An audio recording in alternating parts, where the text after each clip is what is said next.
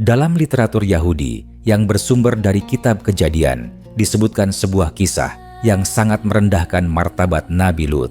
Dalam narasi tersebut, diceritakan bahwa Nabi Lut meminum khamar hingga mabuk, lalu melakukan hubungan terlarang dengan dua anak perempuannya sendiri, sehingga melahirkan keturunan. Kisah ini kemudian diterima pula oleh sebagian tradisi Kristen yang menganggap Nabi Lut sebagai seorang nabi yang jatuh dalam dosa besar dan kesalahan moral yang sangat keji. Tuduhan ini bukan hanya menyerang pribadi Nabi Lut, tetapi juga menghancurkan konsep kenabian secara keseluruhan karena menisbatkan perbuatan keji kepada seorang utusan Tuhan. Para ilmuwan Muslim sejak masa awal Islam telah memberikan bantahan yang sangat keras terhadap kisah tersebut. Menurut mereka, kisah itu bukan hanya tidak masuk akal, tetapi juga bertentangan dengan prinsip dasar akal sehat dan keadilan Tuhan.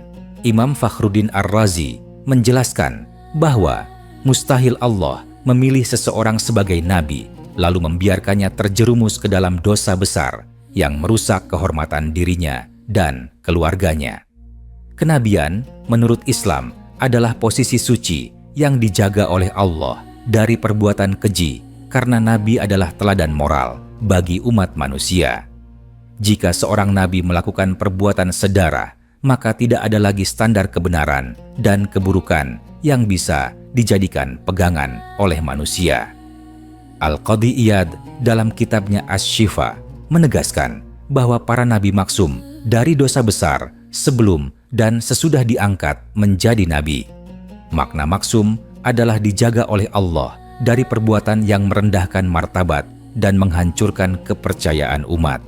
Tuduhan bahwa Nabi Lut mabuk dan berzina dengan anaknya sendiri termasuk dosa yang paling hina dan menjijikan, sehingga tidak mungkin dinisbatkan kepada seorang nabi. Menurut beliau, kisah tersebut hanyalah bentuk tahrif atau penyimpangan teks yang dilakukan oleh manusia dan bukan wahyu yang asli dari Tuhan. Ibnu Katsir ketika membahas kisah Nabi Lut menjelaskan bahwa Al-Quran sama sekali tidak pernah menyebutkan peristiwa mabuk atau hubungan sedarah tersebut. Al-Quran justru menggambarkan Nabi Lut sebagai seorang hamba yang saleh, seorang nabi yang bersih, dan seorang yang sangat membenci perbuatan keji. Beliau berdiri di tengah kaumnya yang rusak moralnya dan berusaha keras mencegah mereka dari perbuatan fahisyah yang belum pernah dilakukan oleh umat sebelumnya. Tidak mungkin seseorang yang begitu membenci perbuatan keji justru melakukannya sendiri dalam bentuk yang paling hina. Imam Al-Qurtubi menyatakan bahwa kisah mabuk dan hubungan sedarah dalam Taurat adalah bukti nyata perubahan kitab suci oleh tangan manusia.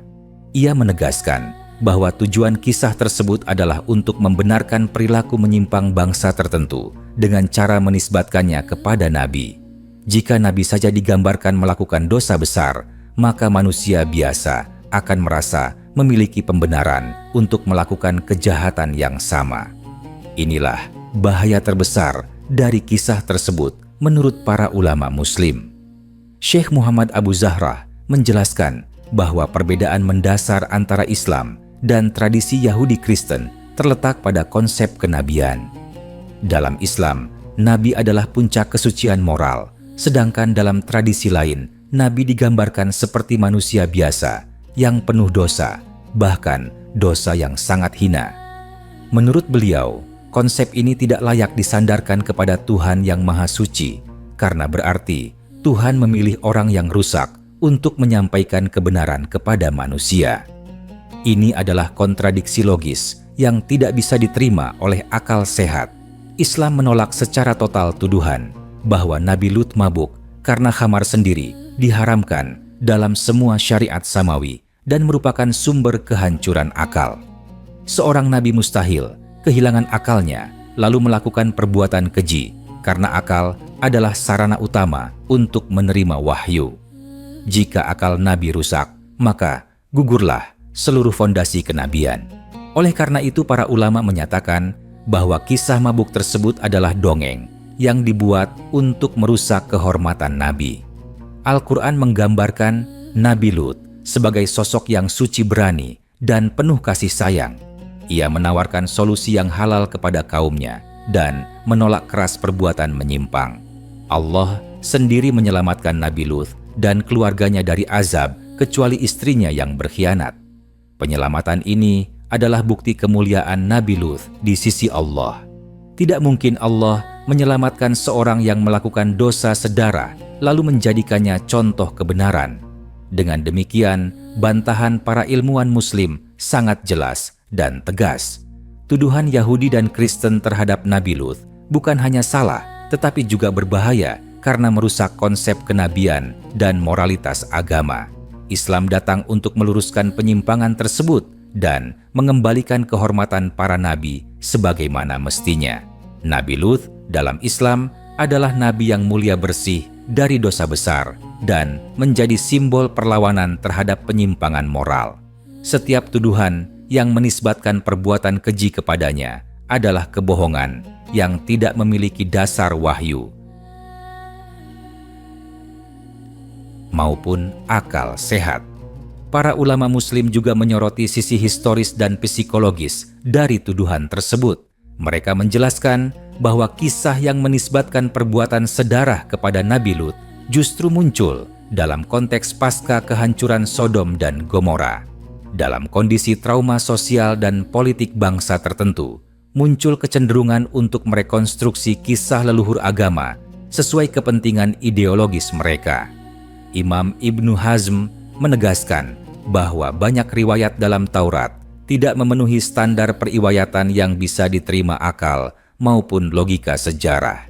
Ia menyebutkan bahwa kisah-kisah yang merendahkan Nabi lebih mencerminkan karakter penulisnya daripada hakikat sosok Nabi itu sendiri. Dari sudut pandang rasional, para ilmuwan Muslim menilai tuduhan tersebut penuh kontradiksi. Bagaimana mungkin dua perempuan yang disebut menjaga kehormatan ayahnya justru merencanakan perbuatan yang secara fitrah manusia paling dibenci? Bagaimana mungkin seorang ayah yang dikenal sebagai pembenci kemungkaran justru menjadi pelaku kebejatan yang melampaui kaumnya? Imam Al-Juwaini menyatakan bahwa kisah ini bukan hanya mustahil secara agama, tetapi juga mustahil secara naluri kemanusiaan. Fitrah manusia menolak tindakan tersebut, bahkan tanpa bimbingan wahyu. Para mufasir Muslim juga menekankan bahwa Al-Quran memiliki fungsi tasyih atau pelurus terhadap distorsi kitab sebelumnya. Ketika Al-Quran mengisahkan Nabi Lut, fokusnya bukan pada aib personal, melainkan pada perjuangan moral menghadapi masyarakat yang rusak. Allah menampilkan Nabi Lut sebagai simbol perlawanan terhadap penyimpangan seksual dan keruntuhan etika sosial. Tidak ada satu ayat pun yang memberi celah bagi tuduhan keji tersebut.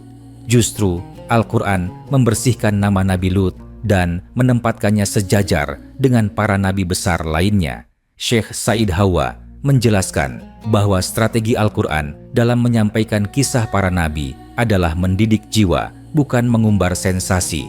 Kisah yang merendahkan nabi tidak membawa manfaat spiritual, bahkan merusak keimanan. Oleh karena itu, Islam menolak seluruh narasi yang menjadikan Nabi sebagai tokoh tragis penuh skandal. Nabi dalam Islam adalah penjaga nilai, bukan korban hawa nafsu. Mereka diuji dengan berat, namun dijaga dari kehinaan. Lebih jauh, para ilmuwan Muslim melihat bahwa tuduhan terhadap Nabi Lut memiliki dampak sosial yang berbahaya. Jika masyarakat menerima bahwa seorang nabi bisa melakukan dosa sedarah, maka batas antara kesucian dan kebejatan menjadi kabur. Hal ini membuka pintu relativisme moral, di mana kejahatan dapat dibenarkan dengan dalih sejarah agama. Imam Asy-Syatibi menegaskan bahwa syariat datang untuk menjaga akal kehormatan dan keturunan. Kisah yang merusak ketiga hal tersebut tidak mungkin berasal dari wahyu ilahi. Dalam tradisi keilmuan Islam, kehormatan nabi adalah bagian dari akidah. Membela para nabi dari tuduhan palsu bukan sekadar pembelaan emosional, tetapi kewajiban ilmiah, dan keimanan. Oleh sebab itu, bantahan terhadap kisah Nabi Lut bukan hanya dilakukan oleh 1-2 ulama, melainkan menjadi ijma' pemikiran sepanjang sejarah Islam. Mereka sepakat bahwa tuduhan tersebut adalah hasil manipulasi teks dan imajinasi manusia yang jauh dari cahaya wahyu. Pada akhirnya Islam menghadirkan Nabi Lut sebagai cermin keteguhan iman di tengah kerusakan sosial. Ia bukan figur yang jatuh dalam lumpur dosa, melainkan sosok yang berdiri tegak melawan arus penyimpangan. Dengan cara ini, Islam mengembalikan martabat kenabian ke posisi yang layak, serta mengajarkan bahwa kebenaran tidak pernah lahir dari kisah yang mencemari kehormatan utusan Tuhan. Penolakan Islam terhadap tuduhan tersebut juga berdiri di atas prinsip keadilan ilahi. Para pemikir Muslim menegaskan bahwa Tuhan yang Maha Mengetahui tidak mungkin mengabadikan kisah yang mencoreng hamba pilihannya tanpa tujuan kebenaran. Wahyu tidak diturunkan untuk menjatuhkan figur suci, melainkan untuk menegakkan nilai. Oleh sebab itu, setiap riwayat yang menjadikan Nabi sebagai pelaku kejahatan tercela dipandang bertentangan dengan hikmah ketuhanan. Imam Al-Ghazali menyebut bahwa akal sehat yang lurus akan langsung menolak narasi yang merusak fondasi kepercayaan terhadap utusan Tuhan. Para ulama juga menyoroti perbedaan metodologi antara Islam dan tradisi sebelumnya dalam menyikapi sejarah kenabian. Islam memandang kisah Nabi sebagai sumber ibrah dan pembentukan akhlak, sedangkan sebagian teks lain menjadikannya sekadar catatan naratif tanpa penyaringan moral. Akibatnya, muncul cerita yang syarat unsur sensasional dan provokatif. Menurut Syekh Abdurrahman As-Sa'adi, kisah seperti itu lebih dekat kepada sastra manusia daripada wahyu langit, karena tidak mengarah pada perbaikan jiwa. Dari sisi teologis, para ilmuwan Muslim menjelaskan bahwa kenabian bukan sekadar jabatan spiritual, tetapi amanah besar yang menuntut kelayakan moral. Tidak masuk akal jika seseorang yang dipilih untuk menegakkan kesucian justru dihancurkan reputasinya oleh Tuhan sendiri. Hal ini akan menimbulkan keraguan terhadap maupun akal sehat. Para ulama Muslim juga menyoroti sisi historis dan psikologis dari tuduhan tersebut. Mereka menjelaskan bahwa kisah yang menisbatkan perbuatan sedarah kepada Nabi Lut justru muncul dalam konteks pasca kehancuran Sodom dan Gomora. Dalam kondisi trauma sosial dan politik bangsa tertentu, muncul kecenderungan untuk merekonstruksi kisah leluhur agama sesuai kepentingan ideologis mereka. Imam Ibnu Hazm menegaskan bahwa banyak riwayat dalam Taurat tidak memenuhi standar periwayatan yang bisa diterima akal maupun logika sejarah. Ia menyebutkan bahwa kisah-kisah yang merendahkan Nabi lebih mencerminkan karakter penulisnya daripada hakikat sosok Nabi itu sendiri. Dari sudut pandang rasional, para ilmuwan Muslim menilai tuduhan tersebut penuh kontradiksi. Bagaimana mungkin dua perempuan yang disebut menjaga kehormatan ayahnya justru merencanakan perbuatan yang secara fitrah manusia paling dibenci? Bagaimana mungkin seorang ayah yang dikenal sebagai pembenci kemungkaran justru menjadi pelaku kebejatan yang melampaui kaumnya? Imam Al-Juwaini menyatakan bahwa kisah ini bukan hanya mustahil secara agama, tetapi juga mustahil secara naluri kemanusiaan. Fitrah manusia menolak tindakan tersebut, bahkan tanpa bimbingan wahyu. Para mufasir Muslim juga menekankan bahwa Al-Quran memiliki fungsi tasyih atau pelurus terhadap distorsi kitab sebelumnya. Ketika Al-Quran mengisahkan Nabi Lut, fokusnya bukan pada aib personal, melainkan pada perjuangan moral menghadapi masyarakat yang rusak. Allah menampilkan Nabi Lut sebagai simbol perlawanan terhadap penyimpangan seksual dan keruntuhan etika sosial. Tidak ada satu ayat pun yang memberi celah bagi tuduhan keji tersebut. Justru Al-Quran membersihkan nama Nabi Lut dan menempatkannya sejajar dengan para nabi besar lainnya. Syekh Said Hawa menjelaskan bahwa strategi Al-Quran dalam menyampaikan kisah para nabi adalah mendidik jiwa, bukan mengumbar sensasi. Kisah yang merendahkan Nabi tidak membawa manfaat spiritual, bahkan merusak keimanan. Oleh karena itu, Islam menolak seluruh narasi yang menjadikan Nabi sebagai tokoh tragis penuh skandal. Nabi dalam Islam adalah penjaga nilai, bukan korban hawa nafsu. Mereka diuji dengan berat, namun dijaga dari kehinaan. Lebih jauh, para ilmuwan Muslim melihat bahwa tuduhan terhadap Nabi Lut memiliki dampak sosial yang berbahaya. Jika masyarakat menerima bahwa seorang nabi bisa melakukan dosa sedarah, maka batas antara kesucian dan kebejatan menjadi kabur. Hal ini membuka pintu relativisme moral, di mana kejahatan dapat dibenarkan dengan dalih sejarah agama. Imam Asy-Syatsibi menegaskan bahwa syariat datang untuk menjaga akal kehormatan dan keturunan. Kisah yang merusak ketiga hal tersebut tidak mungkin berasal dari wahyu ilahi. Dalam tradisi keilmuan Islam, kehormatan nabi adalah bagian dari akidah. Membela para nabi dari tuduhan palsu bukan sekadar pembelaan emosional, tetapi kewajiban ilmiah dan keimanan. Oleh sebab itu, bantahan terhadap kisah Nabi Lut bukan hanya dilakukan oleh 1-2 ulama, melainkan menjadi ijma' pemikiran sepanjang sejarah Islam.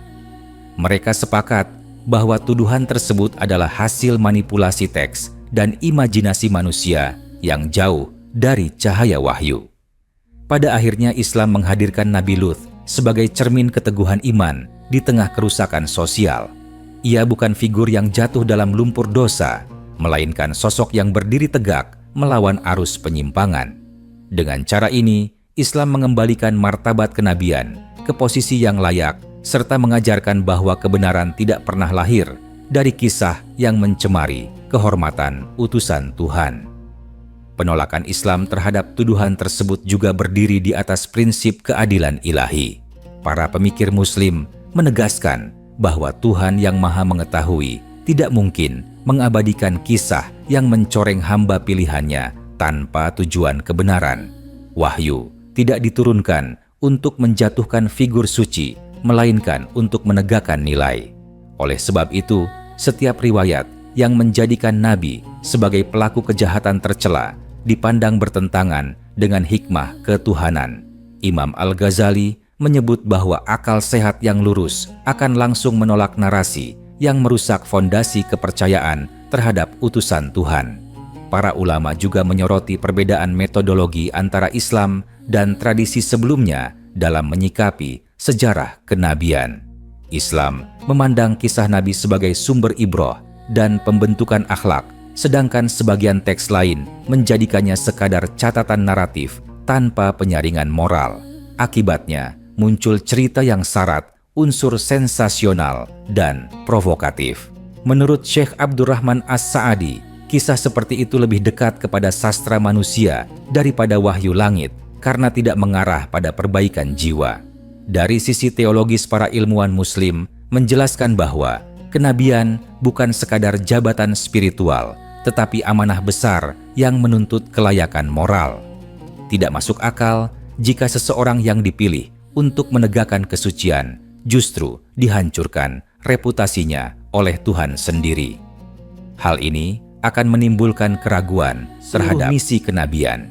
Jika Nabi Lut digambarkan jatuh dalam dosa paling keji, maka apa jaminan bahwa ajaran yang dibawanya layak dipercaya? Inilah sebabnya Islam menutup rapat pintu bagi narasi yang merusak kepercayaan umat. Selain itu, para ulama menilai bahwa tuduhan tersebut mengandung kontradiksi internal. Kisah itu menyebut bahwa perbuatan terjadi tanpa kesadaran penuh, namun pada saat yang sama menyematkan tanggung jawab moral penuh kepada pelakunya. Dalam ilmu akhlak Islam, tanggung jawab hanya ada ketika akal berfungsi. Jika akal hilang, maka tidak ada dosa. Namun anehnya kisah tersebut tetap menjadikan Nabi Lut sebagai tokoh tercela. Menurut Imam Ibnul Qayyim, kontradiksi seperti ini adalah tanda cerita buatan, bukan kebenaran ilahi. Islam juga menegaskan bahwa kehormatan keluarga Nabi adalah bagian dari penjagaan Allah terhadap risalah. Anak dan keturunan Nabi tidak mungkin menjadi sarana lahirnya kehinaan yang dijadikan bahan cerita umat sepanjang zaman. Allah menjaga garis kenabian dari noda yang menjijikan karena risalah bukan hanya pesan lisan, tetapi juga teladan hidup. Oleh sebab itu, setiap cerita yang merusak kehormatan keluarga Nabi dipandang sebagai kedustaan yang tidak memiliki tempat dalam akidah Islam. Dengan pendekatan ini jelas bahwa bantahan ilmuwan Muslim bukan bersifat defensif semata, tetapi berdiri di atas bangunan akal wahyu dan fitrah. Islam tidak sekadar menolak kisah tersebut, namun juga membongkar cacat logika dan dampak destruktifnya.